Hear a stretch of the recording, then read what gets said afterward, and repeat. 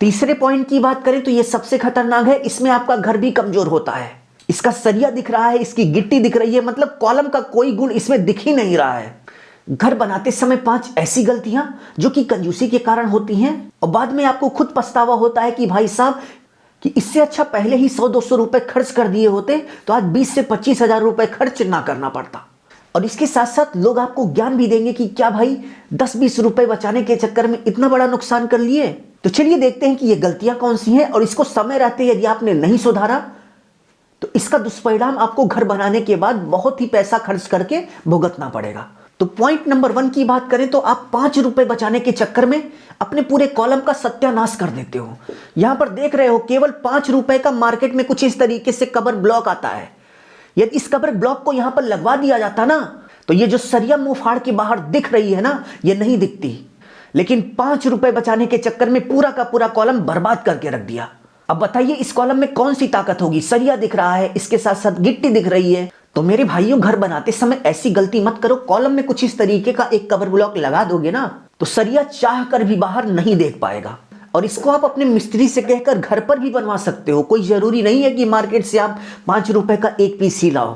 तो कॉलम बनाते समय कवर ब्लॉक जरूर से जरूर लगवाइए, नहीं तो 90% चांस हो सकता है कि कॉलम बनने के बाद आपके कॉलम का स्टील यानी कि सरिया कुछ इस तरीके से बाहर दिखे।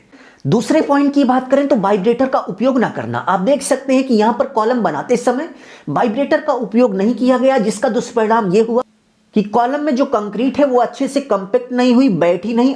आप देख सकते हैं कि कॉलम कहीं पर पूरा बना है, कहीं पर अधूरा बना है। तो ज्यादातर ये गलतियां जो होती हैं जल्दीबाजी में होती हैं। तो यदि आप कॉलम बना रहे हो तो किसी भी तरीके की जल्दीबाजी मत करो। कॉलम में कंक्रीट डालो, उसकी अच्छे से कुटाई करो। वाइब्रेटर नहीं है तो एक बड़ा सा 12 mm का स्टील यानी कि सरिया ले लो, उससे कुटाई करो। जब आप अच्छे से कुटाई कर दोगे ना तो कंक्रीट अच्छे से बैठ जाएगी और कंक्रीट बैठने के बाद कुछ इस तरीके की प्रॉब्लम नहीं आएगी। तीसरे पॉइंट की बात करें तो ये सबसे खतरनाक है, इसमें आपका घर भी कमजोर होता है। बहुत सारे लोग क्या करते हैं कि पहले दीवार खड़ी कर लेते हैं, उसके बाद कॉलम बनाते हैं। और उनका तर्क ये रहता है कि भाई साहब पहले दीवार बनाने के बाद जब हम कॉलम बनाएंगे ना तो कॉलम और दीवार के बीच जो है एकदम लल्लन टॉप पकड़ आएगी, मतलब बहुत ही पकड़ आएगी ना। और बाद में कॉलम बनाने का नतीजा आप देख सकते हैं कि कॉलम का जो अलाइनमेंट होता है यानी कि कॉलम एक सीधी रेखा में होना चाहिए, कॉलम एक सीधी रेखा में नहीं रहता। और इसके साथ साथ आप देख सकते हैं कि कॉलम कितना गंदा सा बनकर तैयार होता है। आप देख लीजिए ये कॉलम कितना गंदा सा बनकर तैयार हुआ है। इसका स्टील दिख रहा है, गिट्टी दिख रही है, इसमें कौन सी मजबूती है भाई साहब? तो जब आप दीवार बनाने के बाद कॉलम बनाते हैं ना तो उस सिचुएशन में कॉलम की अच्छे से शटरिंग नहीं हो पाती, जिसका दुष्परिणाम यह होता है कि जब अच्छे से शटरिंग ही नहीं होती तो अच्छे से कॉलम क्या ही बनकर तैयार होगा। तो घर बनाते समय ऐसी गलती मत करना, नहीं तो देख लो ये वाला कॉलम दीवार बनने के पहले बना है, देख लो कितनी सारी इसमें मजबूती, एकदम दिखने से ही लग रहा है कि भाई साहब एकदम लोहा लाट बना हुआ है। और ये वाला कॉलम देखो, इसकी शक्ल देखो भाई साहब, समझ में नहीं आ रहा कि इसकी लंबाई कहां तक है, इसकी चौड़ाई कहां तक है।